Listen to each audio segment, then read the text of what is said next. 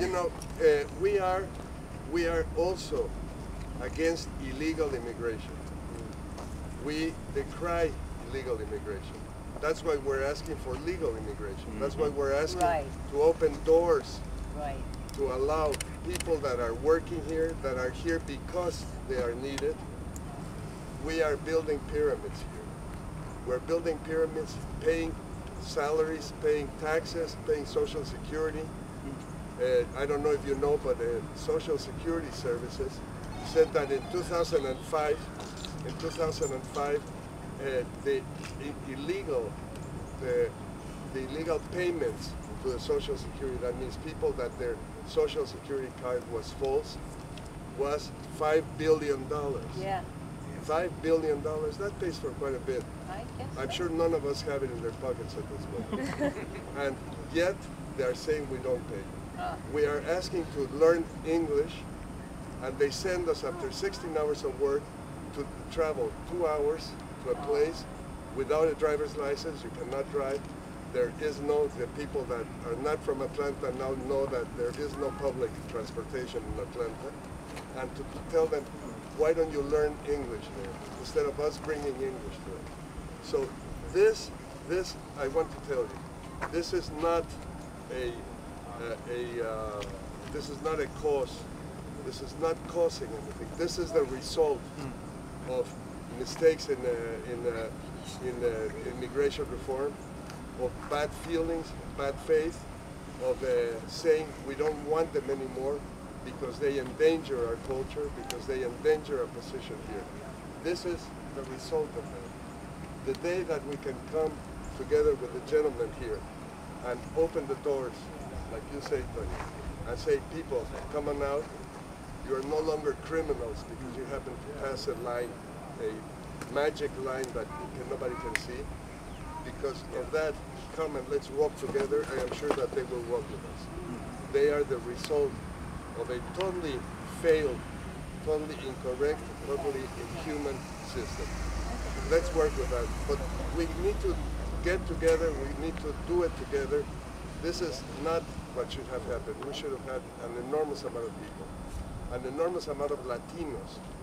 And I, as a Latino, am ashamed that we're only 2 Latinos here, maybe 3, and that we're not supporting what you are wonderfully doing. You need us to be with you, and please let us be, and please forgive that we have not come as we should have come. Thank you. I'm with the International Action Center in Atlanta. My name is Diane Mathowitz.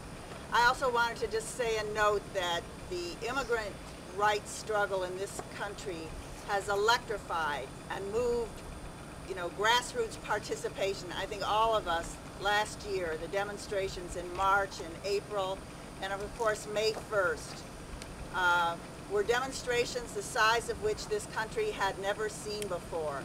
It brought literally millions of workers and their family members and supporters out to really shake up this situation that exists in the United States with the continual repression, not just of immigrant rights, but of all civil liberties of all of us. I don't know where, but it's likely that somebody is filming this, for a police agency.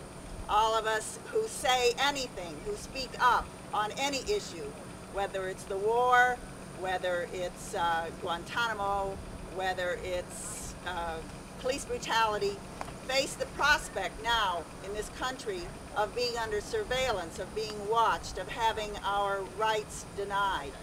So that the men that are in this prison were all workers. They were working someplace here in the United States, producing goods that we consume. And they were not criminals. They were hired and they were working. They were living in houses, shopping at stores, going to church. They were living a life that they were trying to better for their families.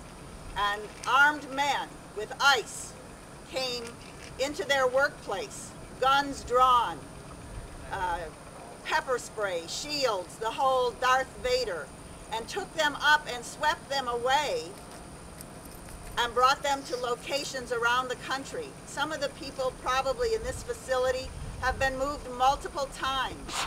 They don't know where their families are. Their families don't know where they are. I saw the article in the newspaper.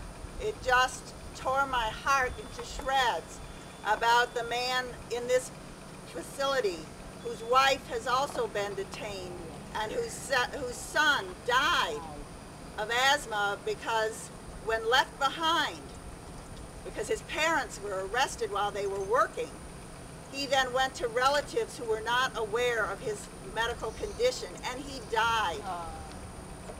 This is such a crime, and it is good that all of us are standing here to indict the criminals, and that this has got to stop.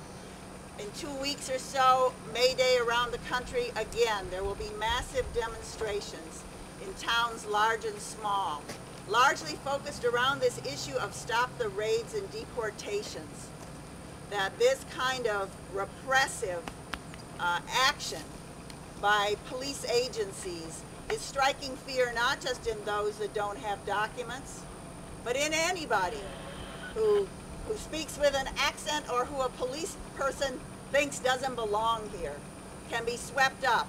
And if they don't have their ID with them, can face a prospect of having to go through police agency after police agency just to identify who they are. So from the International Action Center, we offer our great appreciation to the two organizations that called this demonstration. We had read about this instance and we were hoping, so much hoping, that there would be a response. And we thank all of you who are here. We look forward very much to working with you in the future.